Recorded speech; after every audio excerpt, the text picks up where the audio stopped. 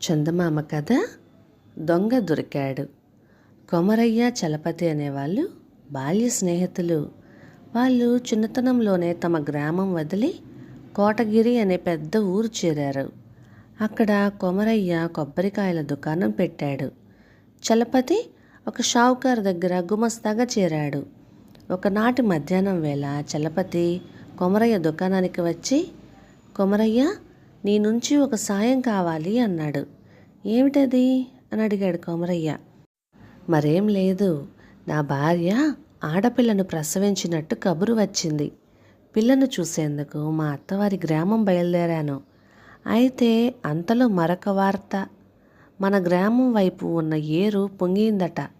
నన్ను చూసేందుకు వస్తున్న మా అమ్మా నాన్న ఇక్కడికి ఎప్పుడు చేరతారో తెలీదు. ఒకవేళ వాళ్ళు చీకటి పడి వస్తే ఇంటికి తాళం వేసి ఉంటుంది గనక కష్టపడిపోతారు. ఈ రాత్రికి మా ఇంట్లో పడుకో, నేను సూర్యోదయం వేళకు వచ్చేస్తాను అంటూ చలపతి కొమరయ్యకు తన ఇంటి తాళం ఇచ్చాడు. నువ్వు ఇంటి గురించి ఏం బెంగపడకు, ఈ రాత్రి కొంచెం ముందుగానే భోంచేసి మీ ఇంటికి వెళ్ళి పడుకుంటాను అన్నాడు కొమరయ్య. చలపతి వెళ్ళిపోయాడు. కొమరయ్య ఆ రాత్రి ఇల్లు చేరేసరికి అతడి భార్య మంచంలో ముసుగు పెట్టుకొని మూలుగుతూ ఉన్నది. ఆమెకు విపరీతమైన జ్వరం.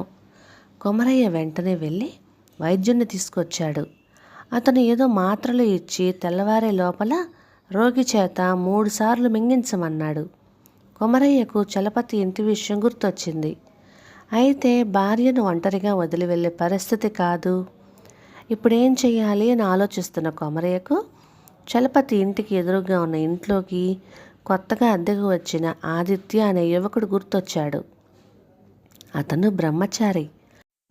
కొమరయ్య వెంటనే అతడి దగ్గరకు వెళ్ళి సంగతి వివరంగా చెప్పి, నీకు ఇబ్బంది కలిగిస్తున్నాను, ఈ రాత్రికి చలపతి ఇంట్లో పడుకోగలవా అని అడిగాడు. అందుకు ఆదిత్య నవ్వి, ఇరుగు పొరుగు అన్నాక ఈ మాత్రం సహాయపడకపోతే ఎలా అంటూ కొమరయ్య నుంచి చలపతి ఇంటి తాళం చెవి తీసుకున్నాడు. మర్నాటి సూర్యోదయం వేళకు కొమరయ్య భార్యకు జ్వరం తగ్గింది. ఆదిత్య నుంచి తాళం చెవి తీసుకుందామని కొమరయ్య చలపతి ఇంటికి వెళ్ళాడు. అతను తలుపు తట్టేసరికి దగ్గరగా వేసి ఉన్న తలుపులు తెరుచుకున్నాయి. లోపల దృశ్యం చూసి నిర్ఘాంతపోయాడు కొమరయ్య. ఆదిత్య ఒక స్తంభానికి కట్టివేయబడి ఉన్నాడు. ఇల్లంతా చిందరవందరగా ఉన్నది. కొమరయ్య ఆదిత్య నోట్లో కుక్కి ఉన్న గుడ్డలు తీసి కట్లు విప్పాడు. ఆదిత్య ఒంట్లో ఏమాత్రం సత్తువ లేని వాళ్ళలాగా నేల మీద చతికిలు పడిపోయాడు. కొమరయ్య అతన్ని ఏం జరిగింది అని అడిగాడు. దానికి ఆదిత్య, ఒక రాత్రి వేళ తలుపు తట్టిన శబ్దం అయితే చలపతి గారి తల్లిదండ్రులు వచ్చారేమోనని తలుపు గడి తీశాను. చేత కత్తితో దొంగ ఒకడు లోపలికి వస్తూనే కత్తిని నా గుండెలకు ఆనించి స్తంభం దగ్గరికి నడిపించి నన్ను తాడుతో దానికి బిగించాడు. తర్వాత నేను అరవబోయేసరికి నోట్లో గుడ్డలు కుక్కాడు.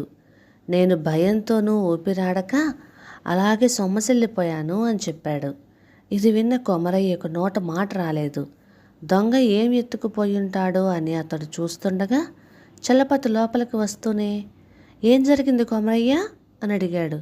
కొమరయ్య జవాబు చెప్పబోయేంతలో అతడు పక్కనున్న గదిలోకి పోయి ఒక పెట్టె తెరిచి ఉండడం చూసి 500 రూపాయలు వెండి వస్తువులు అంతా దొంగల పాలయ్యింది అంటూ కళ్ళనీళ్లతో బయటకొచ్చాడు. కొమరయ్య అతడికి ఆదిత్యను చూపి జరిగిందంతా చెప్పాడు.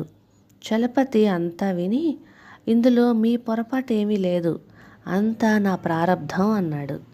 ఇది జరిగిన నాటి నుంచి కొమరయ్య తప్పంతా తనదే అన్నట్లుగా బాధపడుతూ తరచూ భార్యతో నా అజాగ్రత్త వల్లనే డబ్బు వెండి వస్తువుల విలువ కలిపి దాదాపు 2000 రూపాయలు చలపతి ఆస్తి దొంగల పాలయ్యింది.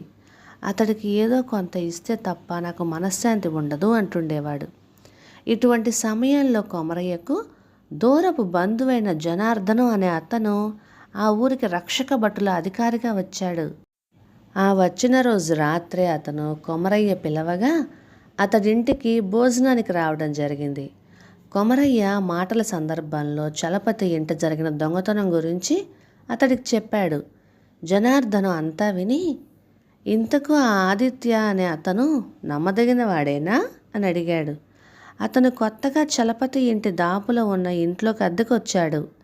అతడి మంచి చెడ్డల గురించి నాకేం తెలీదు అన్నాడు కొమరయ్య. జనార్దనం 1-2 క్షణాలు ఆలోచిస్తూ ఊరుకొని, దొంగ ఆదిత్యను తాడుతో స్తంభానికి కట్టివేశాడు కదా, దాని ముడి ముందు వైపుకు ఉన్నదా లేక వెనక వైపుకు ఉన్నదా అని ప్రశ్నించాడు. కొమరయ్య వెంటనే, నాకు బాగా గుర్తు, తాడు ముడి సరిగ్గా ఆదిత్య పొట్ట మీద ఉన్నది అన్నాడు. ఆ జవాబుకు జనార్దనం నవ్వి, ఇకనేం, దొంగ ఆదిత్యే. వాడు తనను తాను స్తంభానికి కట్టుకున్నాడు కనుకనే తాడు ముడి ముందు ఉన్నది. దొంగ అయితే వాడి చేతికి అందకుండా వెనక ముడి వేస్తాడు.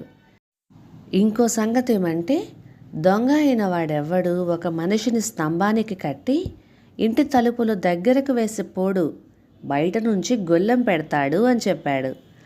అంతా బాగానే ఉన్నది, మరి ఆదిత్య దొంగ అని రుజువు చేయటం ఎలా అని అడిగాడు కొమరయ్య. జనార్దనం అతడికి ఏం చేయాలో చెప్పి వెళ్ళిపోయాడు. మర్నాడు కొమరయ్య ఆదిత్యను కలుసుకొని చలపతి తన ఇంట జరిగిన దొంగతనం గురించి లోగడ కచేరీలో ఫిర్యాదు చేశాడు.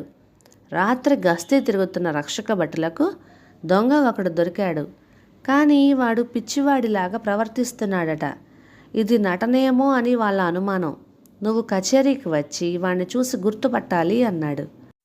కొమరయ్యతో కచేరీకి వెళ్ళిన ఆదిత్య అక్కడ పిచ్చి చూపులు చూస్తున్న మనిషిని చూస్తూనే, వీడే ఆ రాత్రి కత్తి చూపి నన్ను స్తంభానికి కట్టి చలపతి గారిల్లు దోచుకున్న దొంగ, ఎలాగైతేనే దొంగ దొరికాడు అన్నాడు.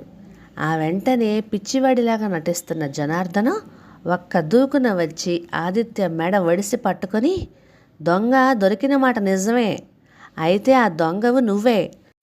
తేళ్ళు జర్రెలు పాకే చీకటి కొట్లు వేయమన్నావా లేక నిజం ఒప్పుకొని దొంగిలించిన సొమ్ము తెచ్చిస్తావా అన్నాడు. ఆదిత్య నిలువెల్ల వణికిపోతూ నేరం ఒప్పుకున్నాడు. ఒక రక్షక భటుడు వెంట రాగా ఇంటికి పోయి దొంగిలించిన సొమ్ముతో కచేరీకి తిరిగి వచ్చాడు. అయితే వెండి వస్తువులన్నీ అలాగే ఉన్నవి, కానీ 500 రూపాయల నగదులు 100 రూపాయలు ఖర్చయిపోయినాయి. జనార్దనం అతన్ని కటకటాల వెనక ఉన్న గదిలో ఉంచమని రక్షక భటులకు చెప్పి చలపతికి కబురు చేశాడు. చలపతి పోయిన సొమ్ము దొరికినందుకు చాలా సంతోషించి, ఇదంతా మా అమ్మాయి పుట్టిన వేళ విశేషం, పోయిందనుకున్న సొమ్ము తిరిగి దొరికింది అన్నాడు. కథ సమాప్తం. ఇక ఈ కథ మీకు నచ్చినట్లయితే ఇలాంటి మరెన్నో తెలుగు చిట్టిపొట్టి కథల కోసం లైక్ చేయండి, షేర్ చేయండి, సబ్స్క్రైబ్ చేయండి. Thank you.